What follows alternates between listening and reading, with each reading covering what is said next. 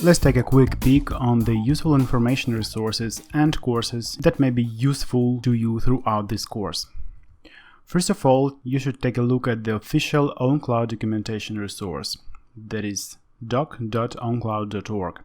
It is full of useful information for those who are going to use the OwnCloud platform and to set it up on their own servers.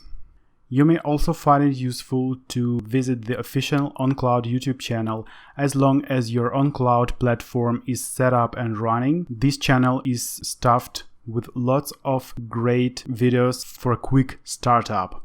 These videos show you how you can use your OwnCloud platform and how you can play with it. Maybe it will be useful to you to visit the OwnCloud GitHub repo, just in case if you are a developer and you are interested in the source codes and the developing, or you have a problem which you can't find the solution for, you can go to GitHub repo and find some useful information there.